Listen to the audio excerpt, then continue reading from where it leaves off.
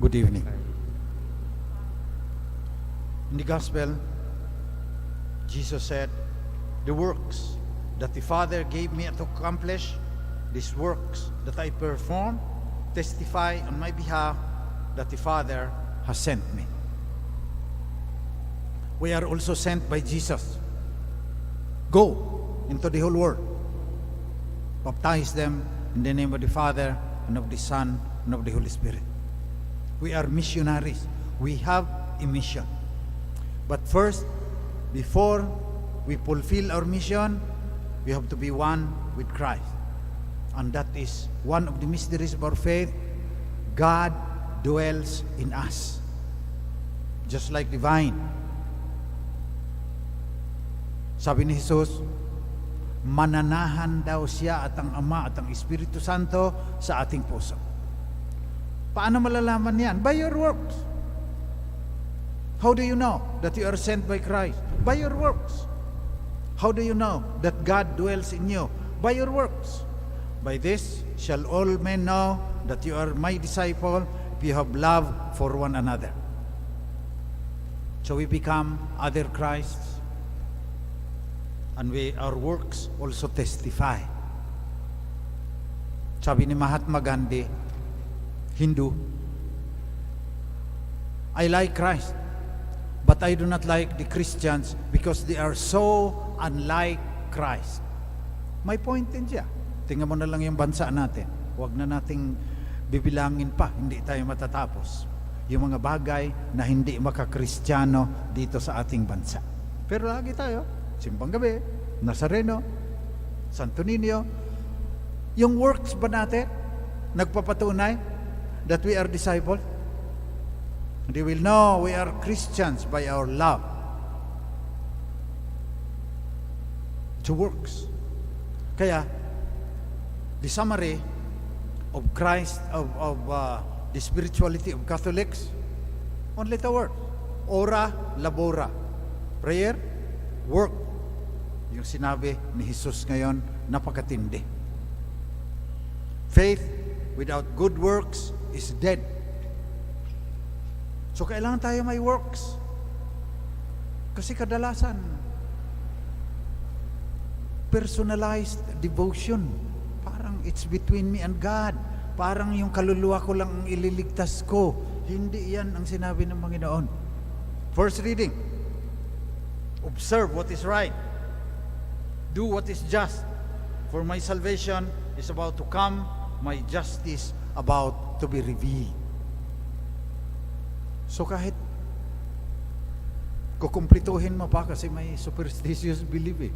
Pag nakumpleto mo yung 9 na novena masses, bibiyayaan ka ng Panginoon. Maganda siguro. Pero biyayaan ko lang kung yung works mo nagpapatunay. Kukumplituhin mo nga.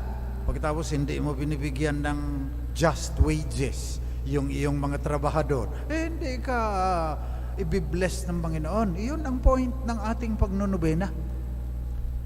Take to heart what the gospel says.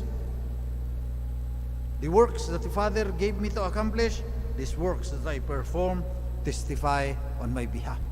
If we paraphrase it, para sa atin, kasi kay Jesus yun eh.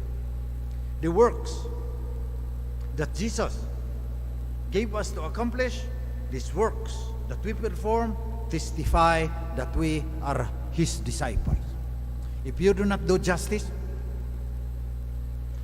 if you do not observe what is just, you have no right to worship the Son of God that is born on the manger. Yan ibig sabihin ng mga pagbasa ngayon. So sa ating pagnonobena, pangalawang gabi na nga, let us remember, ora labora, works. So in the teaching of the church, which many Catholics do not know, there are 7 corporal works of mercy. Okay, corporal. Sa katawan. Feed the hungry, clothe the naked, parang sa Matthew 25. Tapos, para sa kaluluwa naman, kasi isa lang yung kaluluwa at sa katawan, mayroong spiritual works of mercy. 7 din yan. Turuan ng mga mangmang, counsel the disturbed. 7 din yan. Pag-aralan nyo na lang yan. Kasi hahaba tayo eh. I would like to discuss in summary what Pope Francis wants us to do as our works. Okay? Sabi ni Pope Francis, for the first time in the history of the human race, our continued existence is threatened by climate change. Kung hindi tayo kikilos, malilipol tayo. Yun ang sabi ng Santo Papa. Pero he is only echoing what the scientists are saying. May deadline nga ang scientist eh. Kung tuloy-tuloy pa rin tayo sa pagbuga ng greenhouse gases, parang hindi naman tayo yun eh. 2% lang yung sa Pilipinas eh. Yung China yan, at saka yung Amerika, at saka Europe, yung mga pabrika nila, tuloy-tuloy pa rin yan. Pag hindi napigil yan, by 2050, kababasa ko lang, 6 cities will be underwater. Ang lapit na ng 2050. Pero pag binaha ang Maynila, lubog na rin yan. Baka ang Maynila lulubog mga by 2100. Lulubog. Mawawala yung Kamaynilaan. Mataas-taas yung Quezon City. Pero ano kayong mangyayari sa atin yan? Yan yung ecological works of mercy na gusto ni Pope Francis. Kayo na lang bahalang mag-research. May mga conspiracy theories kasi ngayon na hindi ito totoo, but 99% of scientists, environmental scientists, say may panganib. Our continued existence in this world is being threatened. Baka sabihin ng iba, 2050 pa naman pala, matagal yan. Ang bilis niyan. Magpi-50 years nang akong pare sa 2023. Saan nagpunta yung 48 years na nagdaan? Napakabilis ng time. So, ecological works of mercy. Gusto pa ng Pope magbilangan. Bawat isa sa atin, sasama sa isang grupo na ang tawag niya Laudato Si Action Platform. Mula sa kanyang encyclical na Laudato Si, 6 na taon na niya simula nung sinulat, halos hindi para tayo kumikilos. So anong gusto ng Santo Papa? Na works ha? Babalik tayo sa Ebanghelyo ha? Ito ang works na gusto ng Santo Papa na ating magawa. Hear the cry of the poor and hear the cry of Mother Earth.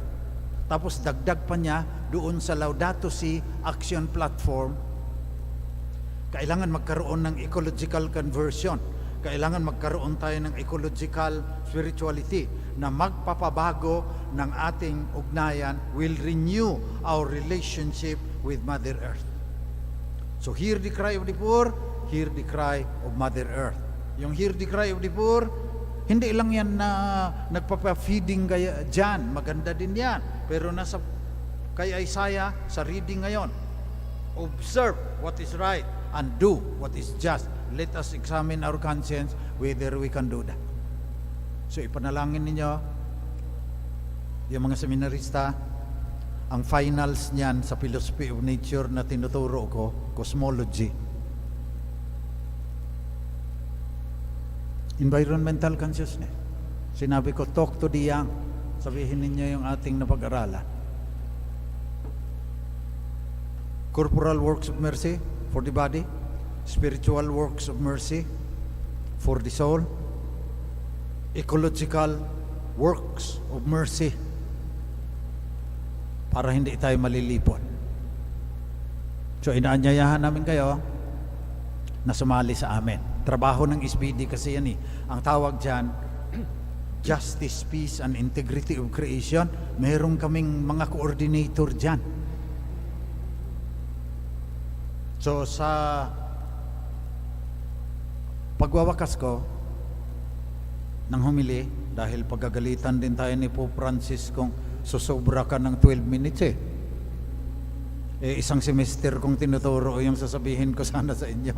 Kaya inaanyayahan na lang namin kayo na magdilay ngayong simbang gabi tungkol dito sa corporal works of mercy, spiritual works of mercy, at saka yung ecological works of mercy.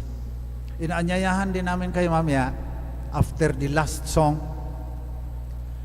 gusto namin bilang pasasalamat, pakita namin sa inyo kung ano ang ginagawa ng mga misyonero na dahil sa inyong generosity, napapadala namin sa kung saan-saang bahagi ng bansa. So pinapaabot ko ang pasasalamat ng buong shrine. Mamaya, ang rector ng Shrine of Jesus the Divine Word, magpapasalamat sa inyo. Siya rin ang mag-introduce kay Father Ryan Dinio. Birthday ngayon. Nasa Argentina. Feliz cumpleaños, Padre Tito Ryan. May mga misyonary dyan, tingnan ninyo sa labas kasi ilang taon na kasi yan May pangalan dyan, Ryan Dinio. Sa tulong ng shrine na tulungan, padala sa Argentina. Gigreet kayo mamaya pagkatapos ng misa. Kung may panahon kayo, tignan ninyo, ilagay din namin sa YouTube yan. Nahirapan na magtagalog si Father Ryan dahil ilang taon na doon, kaya yung Spanish niya papaliwanag ni Father Rone Crisostomo, SBD, ang rector ng shrine. So maraming salamat uli, pagdadasal namin kayo dahil sa inyong kabutihan. My works ang Divine Word Missionaries. Nagpapadala kami sa ibang bansa, kaya nagpapasalamat kami. Panoorin ninyo mamaya, at bawat kung may iba pa akong kinausap, si Father Chito Lorenzo, Japan, 30 years na raw. Baka bukas ang ipapalabas namin, si Father Henny Sanchez, 40 years na ata sa Congo. Magpapasalamat din sa inyo, at Christmas carol sila ng mga kanta mamaya. So panalangin ninyo si Father Eric Lacandula nasa Zambia, magpapasalamat din sa inyo at babati ng Merry Christmas sa salita ng mga taong pinaglilingkuran nila. Yun ang works ng Divine Word Missionary. Kayo naman, tignan ninyo kung paano yung corporal works, yung spiritual works, at saka yung ecological works maisabuhay ninyo para masabi rin natin na the works that Christ gave me to accomplish, these works that I perform, testify that I am a disciple, tagasunod ni Kristo. Yan ang ating panalangin sa misang ito, na sana hindi na tayo masabihan ni Gandhi, I like Christ, but I do not like the Christians because they are so unlike Christ. Magdasal tayo sa misang ito na sana more and more, sa kabilaan ng ating karupukan, sa kabilaan ng ating kahinaan, sa kabilaan ng ating pagiging makasalanan, we will come closer and closer to Christ by doing works of justice and mercy.